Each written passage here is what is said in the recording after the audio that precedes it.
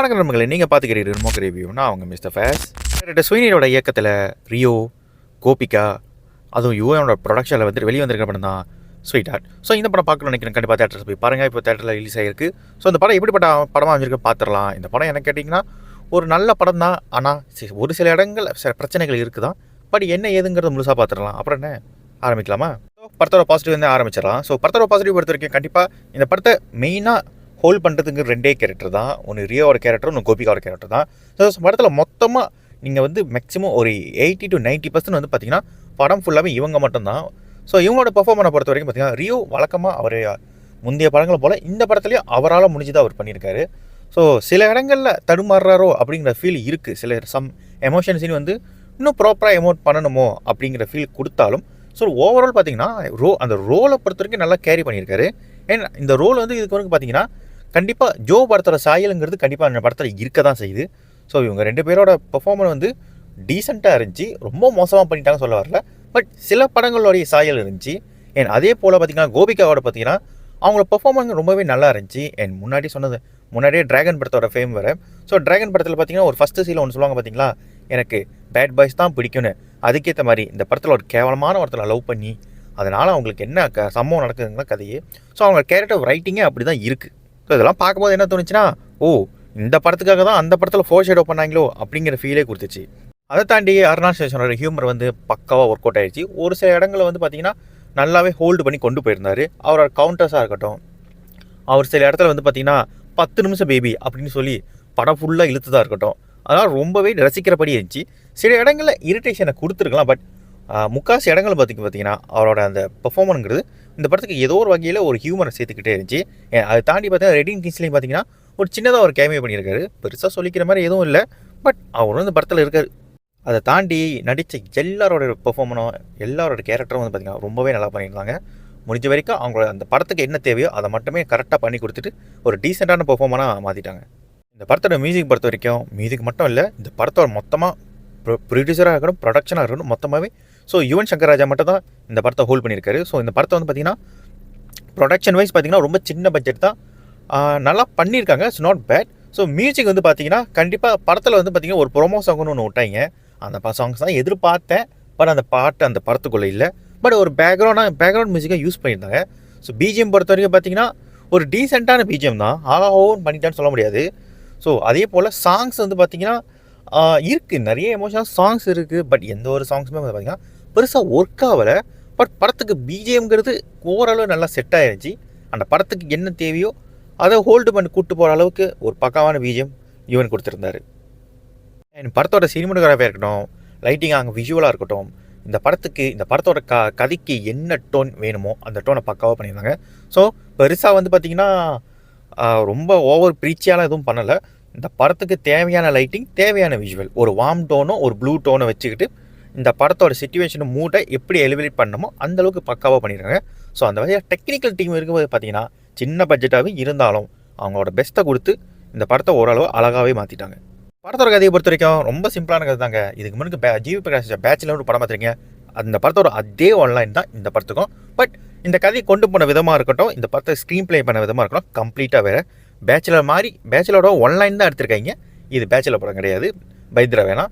So படத்தோட screen play பொறுத்த வரைக்கும் பார்த்திங்கன்னா ரொம்ப எப்படி சொல்கிறது, ரொம்ப சிம்பிளான கதை.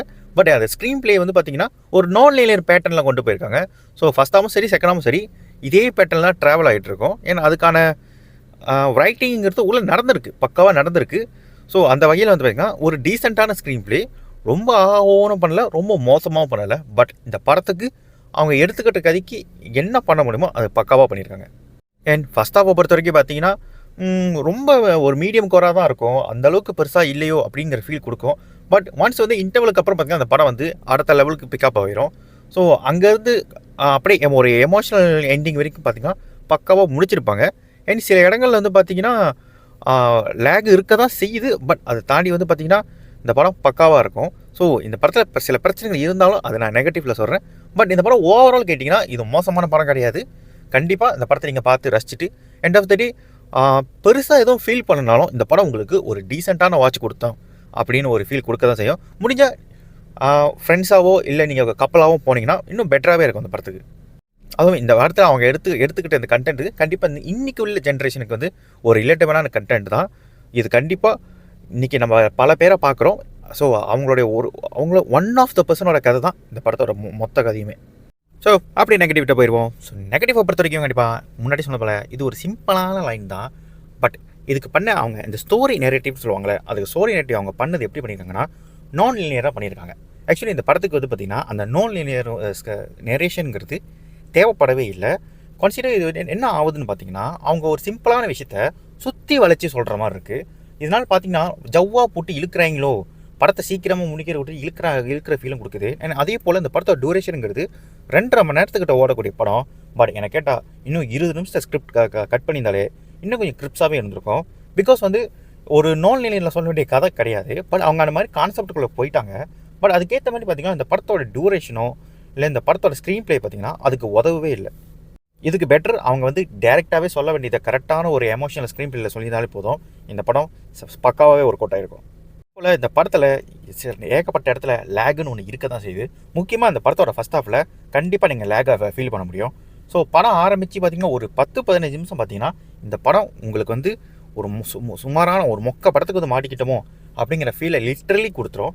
ஏன்னா அந்த படத்தில் வந்து பார்த்திங்கன்னா ஒரு இன்ட்ரெஸ்டிங்கே இல்லாமல் தான் அந்த படம் நடந்துக்கிட்டு இருக்கோம். ஸோ அங்கேருந்து கொஞ்சம் கொஞ்சமாக பிக்கப் எடுத்து தான் இந்த படம் பார்த்திங்கன்னா ஒரு டீசெண்டான ஒரு படம் பார்க்க வந்திருக்குங்கிற ஃபீலிங்கே கொடுக்கும். ஸோ நிறைய லேக் இருக்குது. அதே போல் செகண்ட் ஹாஃப்லேயும் பார்த்திங்கன்னா ஒரு சில இடத்துல லேக் இருக்க தான் செய்யுது. ஸோ நிறைய ஸ்க்ரீன் ப்ளேயில் கொஞ்சம் அடி வாங்கியிருக்க தான் செய்யுது. பட் வந்து ஓவரால் டீசெண்டாக இருந்தாலும் சில இடத்துல வந்து பார்த்திங்கன்னா அந்த லேகுங்கிறது, அதாவது அந்த கதையை விட்டு வெளியாகுதோ, அதை கேரக்டர் டெவலப் பண்ணுறதுக்கு எந்த ஒரு உதவியும் பண்ணாமல் வெட்டியாக பேசிக்கிட்டு இருக்க மாதிரி இருக்குது. அதெல்லாம் கொஞ்சம் நல்லா அவாய்ட் பண்ணியிருக்கலாம். அதே போல் இந்த படத்தில் எந்த எமோஷனல் சீனும் ஒர்க் அவுட் ஆகவே இல்லை. முக்கியமாக ஒரு சில இடங்களில் ஏதோ ஒர்க் அவுட் ஆகியிருக்கலாம். பட் அந்தளவுக்கு ஒர்க் அவுட் ஆகிடுச்சின்னு சொல்ல முடியாது. அதே மாதிரி நிறைய அன்வான்ட் கேரக்டர்ஸ்லாம் வந்து சம்மந்தம் இல்லாமல் பேசிக்கிட்டு இருக்கு. ஒரு நல்ல சீனு நல்லா போய்கிட்டு இருக்கு, சம்மந்தமே இல்லாமல் அந்த அம்மா வந்து மோட்டிவேஷன் ஸ்பீக்லாம் கொடுத்துட்ருக்கோம். திடீர்னு பார்த்தா ஒருத்தர் வந்து கருத்து சொல்லிகிட்டு இருப்பான். ஸோ இதெல்லாம் வந்து தேவையே இல்லை. அந்த சீனை அப்படியே சைலண்ட்டாக விட்டால் கூட செம்மையாகவே அது ஆடியன்ஸை கனெக்ட் பண்ணியிருக்கோம்.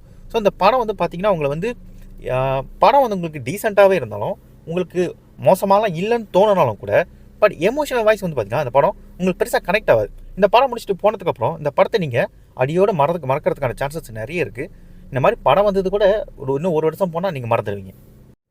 ஸோ ஹீரோயின் கேரக்டர் பொறுத்த வரைக்கும் பார்த்தீங்கன்னா அவங்க கேரக்டர் நல்லாவே இருந்தாலும் ஒரு நல்ல டெப்த்துள்ள கேரக்டர் தான். இந்த படத்துக்கு அவங்க முக்கியமான ரோலாகவே இருந்தாலும் அந்த கேரக்டருக்கான டெப்த்துங்கிறது பத்தலை.